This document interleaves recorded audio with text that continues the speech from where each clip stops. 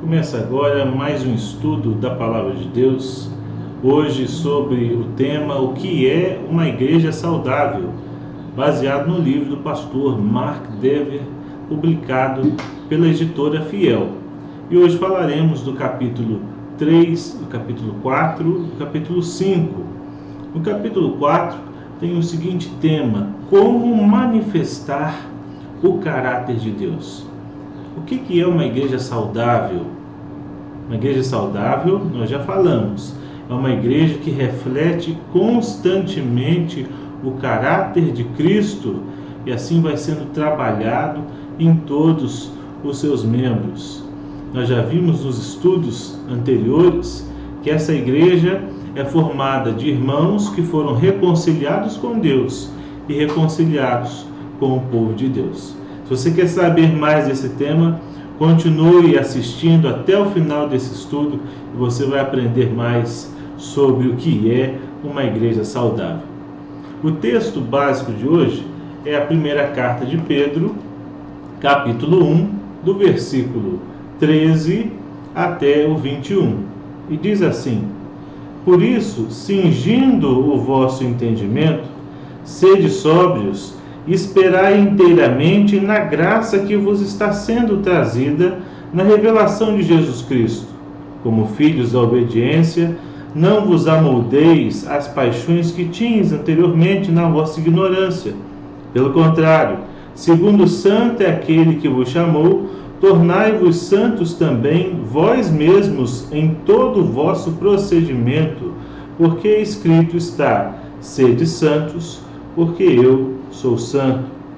Ora, se invocais como Pai aquele que sem acepção de pessoas julga segundo as obras de cada um, portai-vos com temor durante o tempo da vossa peregrinação, sabendo que não foi mediante coisas corruptíveis como prata ou ouro que fostes resgatados do vosso fútil procedimento que vossos pais vos legaram, mas pelo precioso sangue, como de cordeiro, sem defeito, sem mácula, o sangue de Cristo, conhecido com efeito antes da fundação do mundo, porém manifestado no fim dos tempos por amor de vós, que por meio dele tendes fé em Deus, o qual o ressuscitou dentre os mortos e lhe deu glória, de sorte que a vossa fé e esperança estejam em Deus.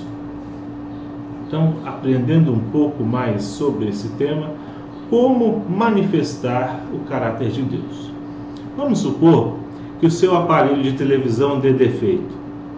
E aí você liga para a central da assistência técnica e o técnico fala o seguinte: olha, esse problema aí é por causa de um parafuso. Então você tem que abrir a sua televisão e apertar um parafuso. Mas há um problema. Quando você abre a sua TV, você encontra mais de 100 parafusos. E sem conhecimento de qual parafuso seja, não adianta você tentar. Há muitas pessoas que querem acertar nas suas igrejas. São até sinceras em querer buscar a Deus, mas sem o conhecimento da palavra, sem ouvir o que a palavra diz, não irão cumprir a vontade de Deus. Então voltamos à pergunta: como manifestar o caráter de Deus? O princípio básico é bem simples. Nós temos de ouvir a palavra e segui-la. Somente 2 passos: ouvir e seguir. Ouvindo e seguindo a palavra de Deus, nós refletimos a imagem de Deus e manifestamos o caráter, a sua glória, como embaixadores do Rei. Desde que Adão foi expulso do jardim, por não obedecer à palavra de Deus, toda a humanidade tem estado dividida em 2 grupos: os que obedecem à palavra de Deus e os que não obedecem. Contudo, a história bíblica nos ensina com segurança que a distinção entre o povo de Deus e os impostores está no fato de que o povo de Deus ouve a palavra de Deus e a leva em consideração, os outros não. A nossa santificação também depende de nós. Então vamos ler alguns trechos do Novo Testamento E vamos ver como isso faz diferença nas nossas vidas, essa questão sobre a obediência. Então veremos um panorama bíblico da obediência. Essa foi a razão porque Mateus narrou que Jesus disse a Satanás quanto ao homem viver de toda palavra que procede da boca de Deus. Nem só de pão viverá o homem, mas de toda palavra que procede da boca de Deus. Reparem como é importante ouvir e seguir a palavra. É assim que o homem vive. Em Marcos conta a parábola do semeador. Ele fala uma parábola sobre a palavra de Deus plantada em diferentes solos. Então é uma parábola sobre como ouvir da palavra de Deus. Essa foi a razão que Lucas descreveu a si mesmo como testemunha ocular e ministro da palavra, lá em Lucas 1:2. Ele registrou também essa promessa de Jesus. Lucas 11:28. Bem-aventurados são os que ouvem a palavra de Deus e aguardam. Essa também foi a razão porque João narrou as últimas palavras de Jesus dirigidas a Pedro como uma exortação repetida 3 vezes. Apacenta as minhas ovelhas. Lá em João 21, do versículo 15 até o 17. Apacentá-las com o quê? Com a palavra de Deus. Essa também foi a razão pelo que o apóstolo Paulo disse aos crentes de Roma: a fé vem pela pregação, e a pregação pela palavra de Cristo. Romanos 10:17. Mais outra razão foi porque Paulo disse aos crentes de Corinto que a mensagem da cruz é o poder de Deus para a salvação, pois aprouve a Deus salvar os que creem pela loucura da pregação. 1 Coríntios 1:21. Essa também foi a razão porque ele disse aos crentes da Galácia: se alguém vos prega evangelho que vá além daquele que recebeste, seja anátema. Gálatas 1:9. Essa também a razão, a questão da obediência, foi porque ele disse aos crentes de Éfeso que eles haviam sido unidos a Cristo depois que ouviram a palavra da verdade, o evangelho da salvação. Efésios 1:13. Também porque ele disse aos crentes de Filipos que, por causa de suas cadeias, a maioria dos irmãos, estimulados no Senhor por minhas algemas, ousam falar com mais desassombro a palavra de Deus. Filipenses 1:14. Essa foi a razão também porque ele disse aos crentes de Colossos: habite ricamente em vós a palavra de Cristo, instruí-vos, aconselhai-vos mutuamente em toda sabedoria, louvando a Deus com salmos e hinos e cânticos espirituais, com gratidão em vosso coração. Colossenses 3:16. A mesma razão porque ele disse aos crentes de Tessalônica, em 1 Tessalonicenses 2:13, outra razão ainda temos nós para incessantemente dar graças a Deus, é que, tendo vós recebido a palavra que de nós ouvistes, que é de Deus, acolhestes não com palavras de homens, e sim, em verdade é a palavra de Deus, a qual com efeito está operando eficazmente em vós, os que credes. Essa também foi a razão porque ele disse a seu discípulo Timóteo que os presbíteros que este escolheria para a igreja tinham de ser aptos para ensinar, enquanto os diáconos que serviam a sua igreja deviam conservar o ministério da fé com a consciência limpa. 1 Timóteo 3:2 e 9.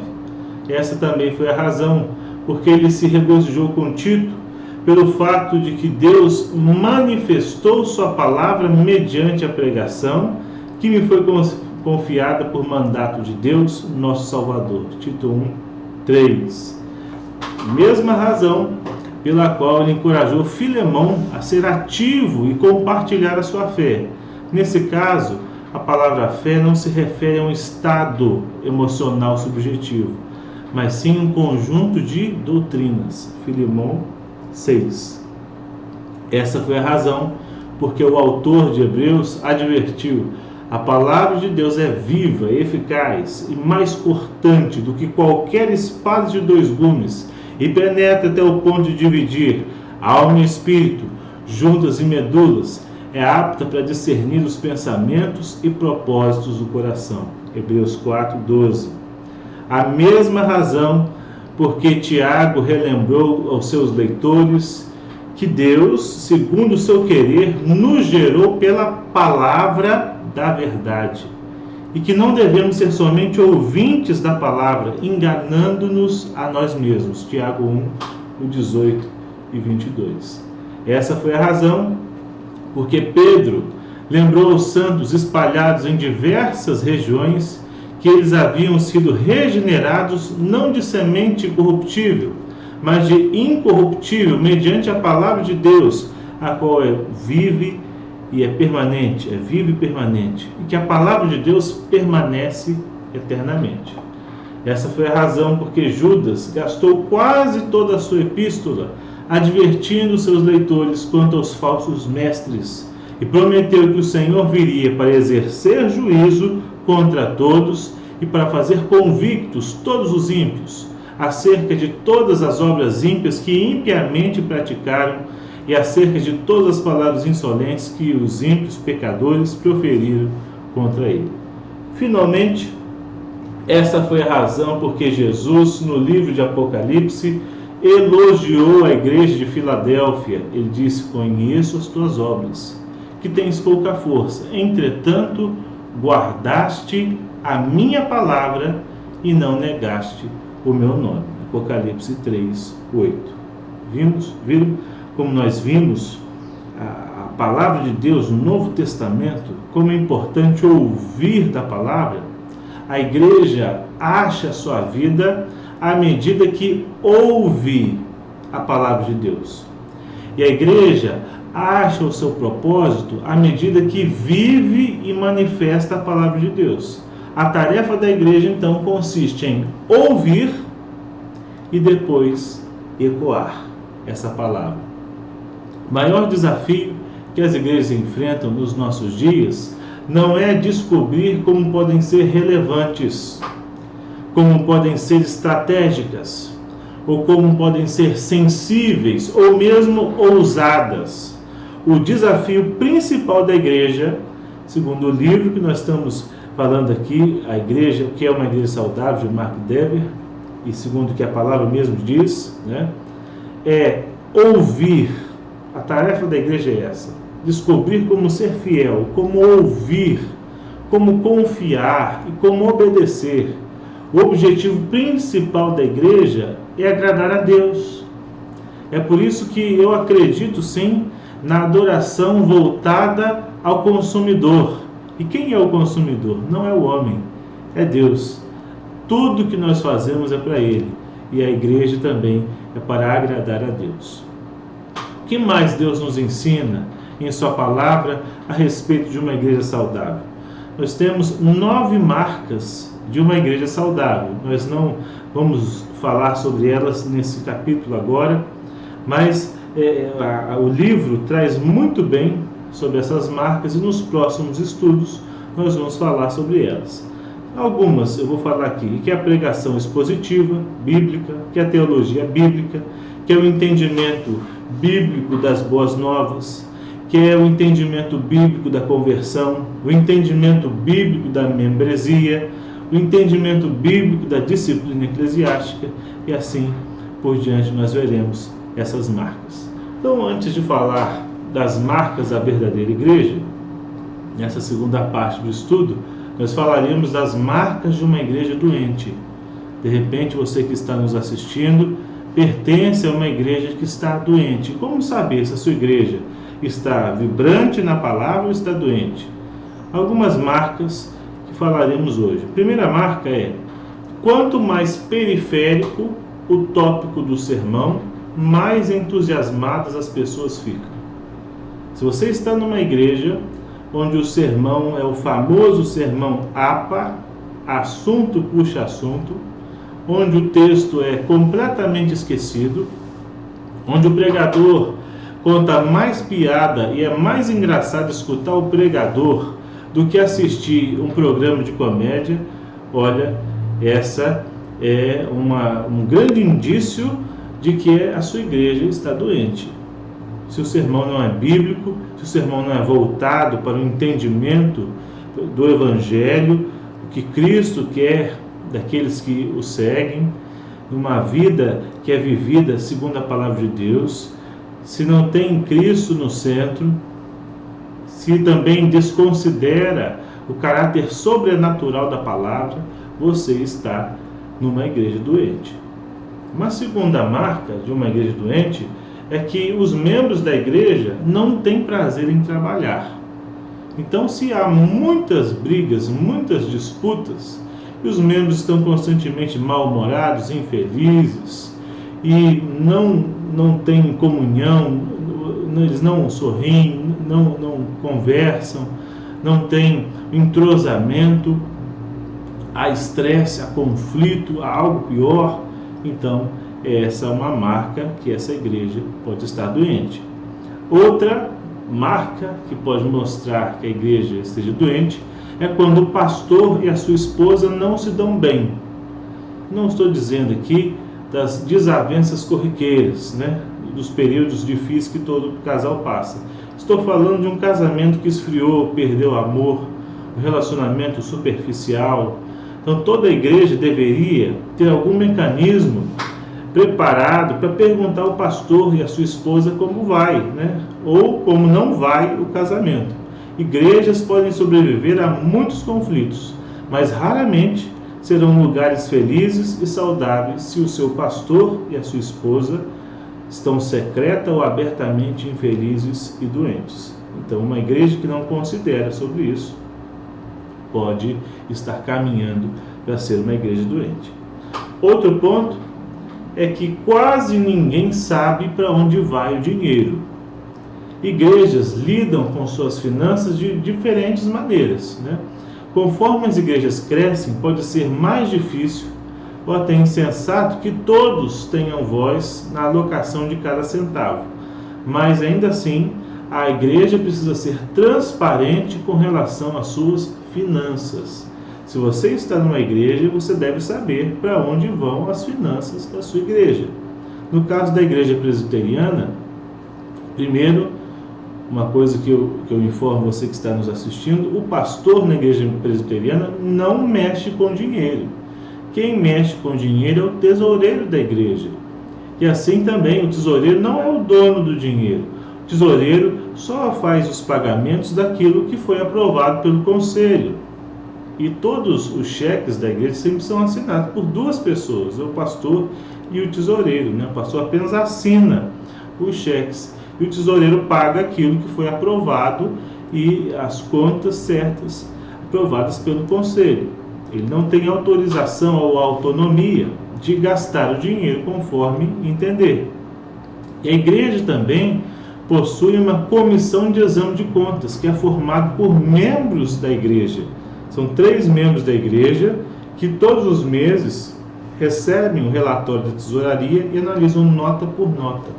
Sem falar nisso, qualquer membro da igreja pode perguntar para o tesoureiro e olhar o balancete que o tesoureiro tem todos os meses à disposição.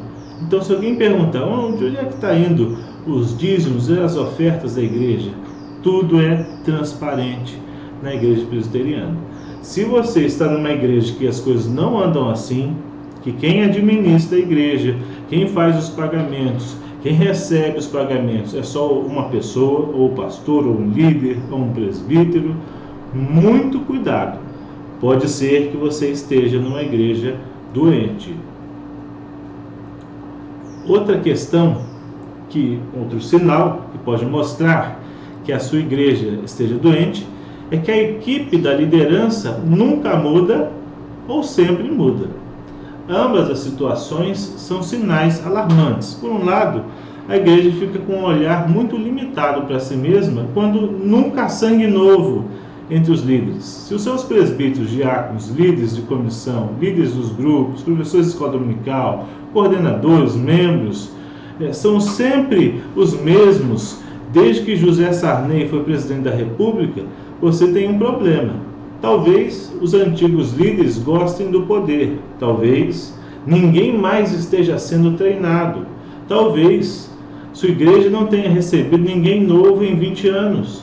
Todos esses são sinais de grandes problemas. Por outro lado, se os presbíteros nunca estão interessados em servir mais, e os membros da igreja também, por mais de 2 anos, pode ser que a cultura da sua igreja seja muito confinada, muito cheia de conflitos, ou muito impiedosa para com erros honestos. Então, há um problema quando a liderança nunca muda ou quando sempre muda. É necessário que você seja sensível e identifique que isso pode ser um sinal e um problema que mostra uma igreja doente.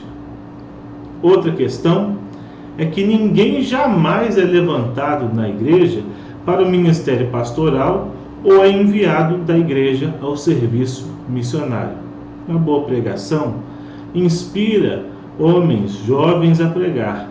Clareza sobre o Evangelho empolga homens e mulheres a compartilhar o Evangelho com aqueles que não ouviram. Igrejas menores não podem enviar obreiros o ano todo, mas a congregação que quase nunca produz pastores e missionários, quase nunca é uma igreja saudável. Se você está numa igreja e ninguém se interessa naquela igreja por se tornar um missionário, um pastor, um presbítero, um diácono, não quer assumir nenhum cargo na igreja, esse é um problema. Pode ser um sinal de que a sua igreja esteja doente. Outra questão que pode mostrar isso é que existe uma lentidão exacerbada na tomada de decisões. Isso pode ser culpa da liderança da igreja ou pode ser culpa dos membros da igreja. Então, essa lentidão também pode ser culpa do pastor. Em algumas igrejas, nada acontece sem a aprovação pessoal do pastor e a sua direta supervisão. Uma receita certeira para guerras territoriais, crescimento atrofiado e afastamento de líderes talentosos. Então, é necessário ver se na sua igreja não demoram muitas coisas para acontecer. Outro sinal de que a sua igreja pode estar doente: a pregação se torna errática. O que é isso? Isso pode ser de muitas formas. Talvez o pastor não compartilhe o púlpito com outros membros e o ocasional convidado de fora. Talvez o oposto esteja acontecendo e o pastor pareça estar chamando substitutos mais frequentemente do que o necessário. Talvez a pregação tenha se tornado mais virulenta, ou sempre martele no mesmo tema, ou mostre sinais de pouca preparação. Talvez você tenha notado que o pregador está contando mais com vídeos ou esboços que não são de sua autoria, né? Ou constantemente reutiliza material de poucos anos atrás. Ninguém quer uma pregação enfadonha. Alguma variação deve ser esperada e bem-vinda. Mas preste atenção, se o pregador parece doutrinariamente instável, irritável ou exausto. Então, é necessário verificar isso, né? Geralmente do púlpito nós vemos se uma igreja está doente ou não. E por fim, há problemas que todos conhecem, mas ninguém conversa abertamente a respeito. Igrejas doentes, segundo Mark Dever, muitas vezes têm uma grande regra: a pessoa que menciona os nossos problemas é que tem problema. Pode ser um pastor que não sabe pregar, um organista que nunca fica para ouvir o sermão, um presbítero que dizem que está em relacionamento ilícito, um diretor de juventude que não tem jeito para falar com crianças, um funcionário que não se dá com ninguém, um líder que lidera por ordens de intimidação. Então, o melhor é que muitos problemas sejam tratados em secreto e discretamente. Mas isso não é desculpa para fazer vista grossa para o que todos podem ver claramente. Falar sobre aquilo que todos conhecem é muitas vezes o primeiro passo para tirar o problema do seu poder incapacitante. Então, se você está numa igreja onde todos falam sobre problema, mas ninguém resolve, alguém tem que resolver. Se você é líder da igreja, está assistindo essa mensagem, você precisa de coragem para resolver os problemas que estão acontecendo. E se eu quiser deixar a minha igreja? Se eu estiver pensando em deixar a minha igreja? Se eu entender que, de fato, a igreja que eu estou congregando hoje é uma igreja que está doente, está enferma, ou que não é uma igreja de Jesus, porque abandonou o Evangelho. Então, alguns conselhos, se você está pensando em deixar a sua igreja. Antes da decisão final, em primeiro lugar, ore. Segundo lugar, informe ao seu pastor o que você está pensando, antes de mudar para outra igreja, ou tomar sua decisão de mudar para outra cidade. Peça conselhos. Terceiro lugar, analise os seus motivos. Se você deseja sair da igreja por causa de conflito pessoal ou pecaminoso, ou desapontamento, se for por causa de razões doutrinárias, essas doutrinas são questões importantes. Esse relacionamento que você está tendo, ou esse conflito, foi resolvido? Quarto lugar, faça tudo o que puder para restabelecer qualquer relacionamento rompido. Em quinto lugar, assegure-se de levar em conta todas as evidências da graça que você tem visto na igreja, ocasiões em que a obra de Deus é evidente. Se você não puder observar qualquer evidência da graça de Deus, talvez você deva examinar o seu próprio coração. Sexto lugar, seja humilde. Reconheça que você não dispõe de todos os fatos e avalie amavelmente as pessoas e as circunstâncias. Você pode dar benefício da dúvida. Em sétimo lugar, não divida o corpo. Tenha muito cuidado para não mostrar descontentamento, mesmo entre seus amigos mais achegados. Lembre-se o seguinte: você não quer nada que obstrua o crescimento espiritual deles na igreja. Rejeite qualquer desejo por fofoca, às vezes referido como expressar seus pensamentos ou dizer como se sente. Em nono lugar, ore em favor e abençoe a sua igreja e a sua liderança. Descubra maneiras de tornar isso mais prático. E em último lugar, se você foi magoado, perdoe, assim como você foi perdoado. Então, nós encerramos aqui esse estudo sobre o capítulo 4 e 5, sobre o que é uma igreja saudável. Em breve, novos estudos sobre esse tema. Que Deus os abençoe e nos dê uma boa noite na sua presença.